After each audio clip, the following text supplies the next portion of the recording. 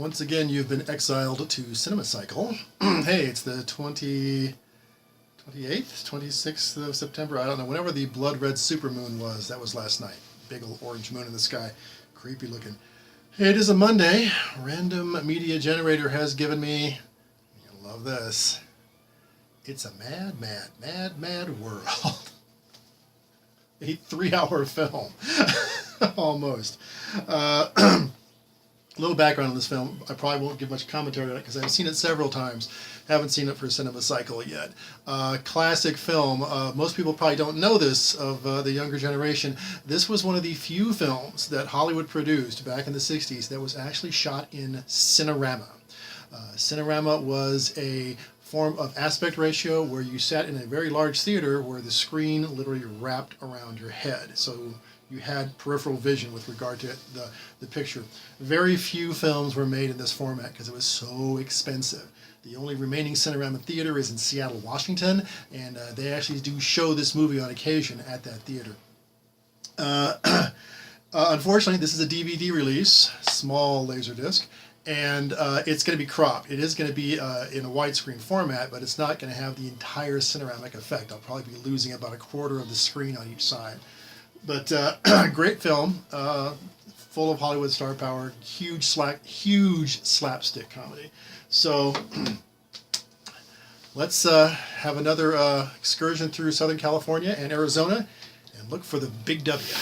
We're still into the credits on this movie. It's just started, and it reminded me, looking at all the people who are in this film, because it's a huge film.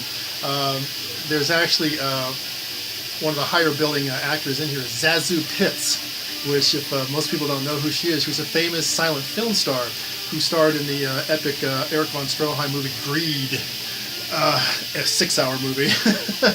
But it just kind of goes to show you that, this is like basically Hollywood history. They took everything about Hollywood from like 1910 up to 1960, and they just rolled it all into one. Slapstick comedy, big stars, great camera work, everything.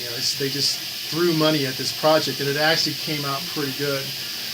But it's, this is Hollywood history. This is Hollywood the first 70 years, basically. Okay, I knew it was coming, but the first really, great comedic little scene here is when Jimmy Durante's on the side of the road. They're all gathered around him. He's telling him the story about where the money's buried, and then he dies, and he literally kicks a bucket with his foot as he dies. And they all sit there, and I never noticed this before, but the bucket just rolls down the hill endlessly. It rolls down for like 30 seconds. They're all just watching it roll.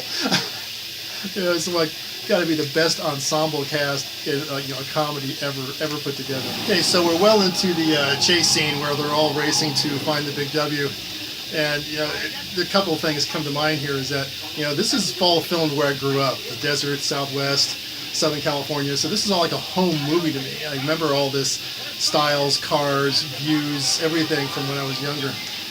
But I'm watching this and it's just like it's funny. I forgot how funny it is if you really watch it, if you really know film. And it dawned on me, if they tried to make this today, they would gussy this all up with special effects and do all kinds of weird stuff. And you get a certain different feel when you see this huge panoramic, scene shot on film with really good lenses and really good direction. It's just overwhelming, and it has a charm to it. It has this like almost feel like, this is a classic old movie like Ben-Hur or Lawrence of Arabia. And now they tend to put too much into it. They try to be too much to the audience and overload you with special effects. And there are no special effects here. This is all just really huge stunts in the middle of the desert. I have to admit that we use the term oftentimes too much and not know what it means. But I'm watching this movie and I'm actually laughing out loud. It's that funny in places where the acting and the script and the visual is just so bizarre and so funny. You actually laugh. There's scenes in this movie that are funny because you can tell when there's two lead actors in some comedic routine where they're having some dialogue, and there's extras or lesser actors standing around. You can tell if you watch the extras, they're almost cracking up. They're almost like, because it's just so bizarre and so funny. Every man's worst nightmare. Go on a second honeymoon with your wife and have your mother-in-law come along, and your mother-in-law is Ethel Merman. Horror. So it becomes evident as I watch this that this is the evolution and the ultimate ending of slapstick comedy. The comedy here is just goes to that edge where it could be believable. This could happen, but obviously it wouldn't because nobody's this crazy or stupid. But it dawns on me that they don't make these anymore. This is just a comedy based on a lot of slapstick and really good acting. Now everything is romantic comedy. If you go see a comedy, I can't think of too many in recent memory that are just comedies for the sake of craziness and making you laugh. Now it's got to have a warm, fuzzy romantic element too, which is the romantic comedy. So this is, this is kind of the end of the culmination of all those years of Buster Keaton and Charlie Chaplin and all those crazy comedies. Yeah, and it's just the slapstick is just so over the top here. You got planes flying through billboards and God knows what else. I think by the time you get to the 2 hour and 30-minute mark of this film, it's almost over. And you realize that the entire chase, the entire slapstick world here, has all been in pursuit of $350,000, which would not really even buy you a nice house today. In fact, some Mercedes and Ferraris cost much more than that. So, yeah. Gives you a little perspective.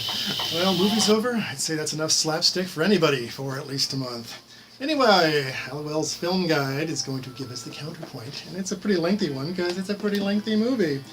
And Halliwell says, an assortment of people, including a frustrated cop, are overcome by greed when they hear of a buried loot. 3 hours of frantic chasing and violent slapstick is too much even when done on this scale and with this cast. But one must observe that scene for scene it is extremely well done, and most of the players are in unusually good form, though they all outstay their welcome and are upstaged by the stuntmen. To watch on a Cinerama screen in full color a small army of actors inflict mayhem on each other with cars, planes, explosive, and other devices for more than 3 hours with stereophonic sound effects is simply too much for the human eye and ear to respond to, let alone the funny bone. It's kind of true in that it does get a bit long at the very end. About the last 30 minutes seems a bit stretched, but up until that, it's just vignette after vignette of just hilarious craziness. So definitely the kind of movie you should make a lot of popcorn for, sit the family down in front of a good TV with a good sound system, and watch this. Good shit.